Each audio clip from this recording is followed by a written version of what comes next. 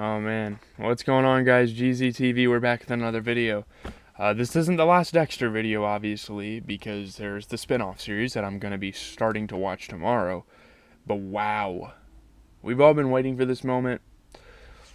Very controversial moment on the show, and on any TV show, is how they end it. And yeah, this caused some controversy. It wasn't a normal ending, and it's really hard to process. As long as Dexter lasted, like the end of this, oh, it's finally ending. Really, wow, this season started off strong, then took a turn for the worse. I mean, still, I was optimistic that this final episode would be a redemption of sorts, a fitting end to the story of Dexter Morgan and his sister. They have to end it well. They started the show off so well, all the way up to when Deborah found out that he was the killer. I would say that season, I would say this was one of the best TV shows ever. But where this goes wrong and Breaking Bad doesn't is just how they ended the show, man.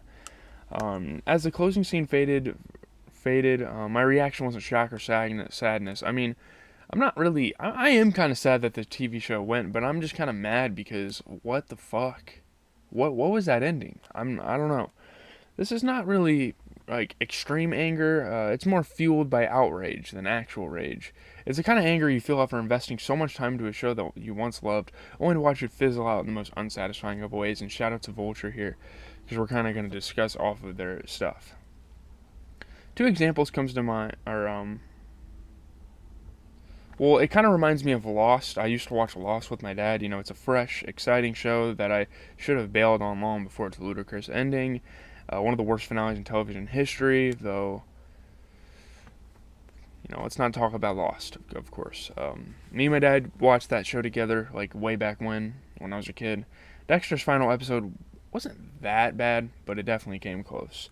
The writers managed to tie up everything and nothing all at once. Some storylines, like Masuka's relationship with his daughter and Quinn being passed up for promotion, were complete dead ends. What the hell were the point of those storylines? Only 5 characters mattered in the end. The Morgans, Harrison, Saxon, and Hannah. That makes sense to some degree. I mean, the show is about Dexter and the people that directly influence him. It's not like Quinn and Masuka are in his lives. But as much as we grew to like Batista and the rest of the Miami Metro crew, to wrap things up with no resolution or hint of their future feels incomplete. And I don't know if New Blood does anything for those people. Although I want it to, I don't think it's going to. For the moment, let's overlook all the implausible moments. We'll get some of those later, and focus on the big stuff. Finally, Dexter decides it's wise to send Hannah away ahead of him. A realization that seems about 2 episodes overdue, considering all the heat that's on her. Get her the fuck out of here. You don't have to go with her. You know what I mean? The moment he agrees to let Harrison go along, trouble's ahead. What the heck, When Harrison said he loved Hannah, it was over. Now, we, the audience, have been informed that the little guy will be just fine with his new mommy, and without his dad. Oh yeah, he loves Hannah. He doesn't need Dexter, what the hell? This whole time he said, oh, I like Jamie, I like Deborah, I like Hannah. You don't need your fucking father, he's hardly in your life, he's out there killing people. Then there's Deb, who takes a sudden horrible turn after surgery for what seemed to be a relatively minor wound. You get shot, kind of in the gut, and it doesn't make sense that she would die this way. After all she's been through, a bullet to the gut should be a minor setback. I mean, come on, man. Complication in surgery. It's such a easy way out for this show, and it doesn't feel natural. Suddenly, Deb's prognosis goes from looking good to life in a vegetative state owing to a stroke. If only Dexter had killed Saxon when he should have.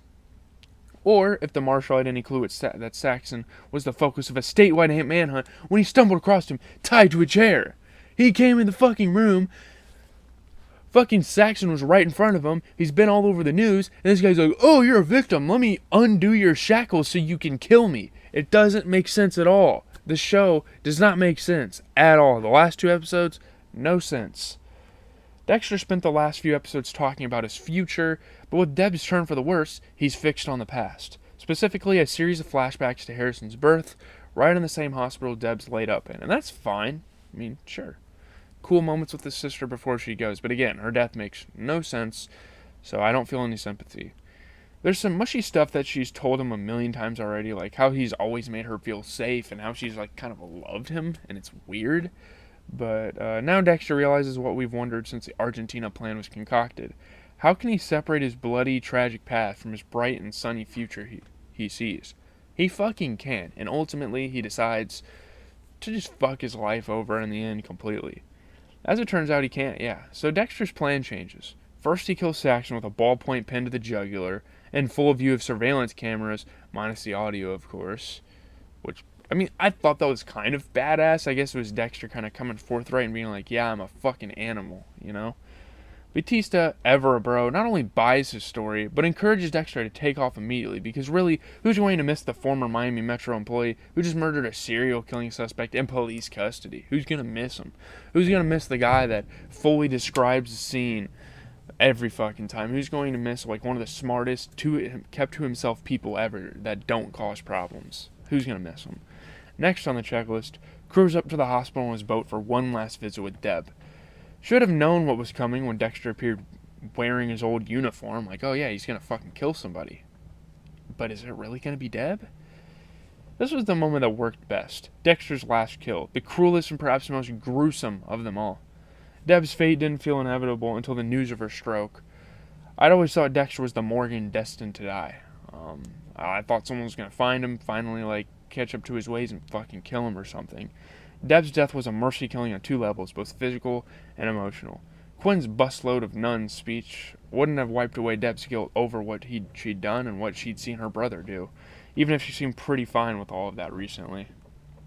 We see what's coming as Dexter speeds off with Deb's body, wrapped in a white hospital sheet. As he talks to Hannah one last time, he's acting again like he always used to do when trying to convey normal human emotions. His message to Harrison seals it. I just wanted to tell you one last time that I love you. I want you to remember that every single day until I see you again, Daddy loves you. And it's like, once he says that, it's like, one last time I love you. And Harrison, obviously like naive in it all, is like, oh, okay, he just wants to say he loves me until he sees me again. Well, you're never going to see your dad again. He's been absent your whole fucking life, pretty much. You're not going to see him again anyway. So yeah. Dexter quite accurately observes, once again, that he's in danger to anyone he loves. He's going to fuck everyone's life over, and he feels like that's going to happen to Harrison, just like how his dad and how Evelyn Vogel taught him how to actually, like, killing is okay as long as you can channel it, like, as long as, you know. Deb's lifeless body sinks into the same waters where he's dumped untold corpses. Full circle moment, I guess. The storm is coming. Dexter's going to die. Right? He's going to die, right? He's going to kill himself in the storm, correct? Wrong. We see the broken pieces of the slice of life floating in the water. No chance of survival, we're told. Everyone's like, oh, we can't find them. There's no remnants in the water. Nothing. And as Dexter said earlier, I've never seen a miracle. I mean, I guess that's some cool foreshadowing. There's Hannah at a cafe in Buenos Aires, reading her iPad and learning Dexter is presumed dead. Like, her dreams destroyed, her future in jeopardy. She does what any serial killing babe who's now in custody of her dead serial killer boyfriend's son would do. Suck back the tears and take the kid out for ice cream, man. That's where their storyline ends. She's like, oh, let's just go for ice cream. We're fine. I'm not going to tell you your dad died, even though you're probably going to figure that out because he's never going to be in your life again. And then that final scene, the one that ruined it all. Who's this hairy, flannel-wearing guy in this fucking picture? Right fucking here. In a logging town, so very far from the pastels and sunshine of Miami. Why, it's Dexter, who survived a hurricane and made it to the Pacific Northwest or beyond, undetected, to start a new life. Oh, no one noticed. But why? He's abandoned the second love of his life and his son. First, obviously, being Rita. He's carrying the guilt of knowing his sister, and Vogel, remember her, died thanks to his inaction. Thanks to not killing Saxon, and obviously Rita died because of not killing Trinity Killer. Why go on? Dexter gets away with all of his crimes, throws away any chance of a normal existence, and exiles himself. Going down with the ship literally seemed like a noble and satisfying finish. The last body he'd bury with the slice of life would be his own. That would have been, like, yeah. Kill yourself. Like, what the fuck? That's your last kill, is your fucking self. You might as well. Sorry, that was fucking harsh. The Exile ending plays it too safe. Dexter should have been exposed somehow, or killed, or sacrificed. One could argue that he's chosen a self-imposed sentence of sorts. And judging by that haunted look on his face and his sparse new digs, he'll spend the rest of his life in a tortured state, living like a construction job, being fucking miserable, no family life, no nothing. But Dexter's the most prolific serial killer in history. Like, based on all the shit, like on paper, he is the most prolific serial killer that would ever exist. He deserved a fate of epic proportions. Growing a Wolverine beard and living in solitude is not that. What's most frustrating is that his story doesn't really end. Instead, it begs more questions. What happens now? Does Hannah raise a bilingual child on her own? How is she able to shed her killer instincts so easily? Any chance Harrison grows up to be a well-adjusted member of society, which would really be a miracle. He doesn't have a dad. He's a serial killer of a mother not his mother. Does Dexter live out the rest of his days alone? Are we to believe that his dark passenger sank in those waters with Deb's body? Like, is he not having the urge to kill anymore? I don't know. While my head's still spinning, a few final thoughts. So as Dexter stands on the deck of his old condo, looking out to the water with a storm on its way, he realizes that his newfound emotions come with a price. I just wanted to stop, he says. That's how I suspect many viewers feel about the show itself. My anger as the episode ended was turned to something else already. Relief.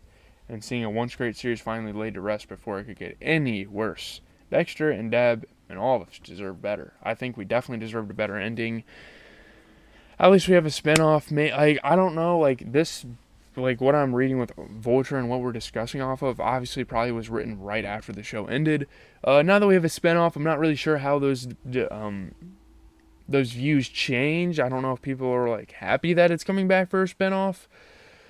But yeah, this spinoff is starting. I guess I'm fine with more Dexter, but after how it ended, I don't know how I can really get used to this new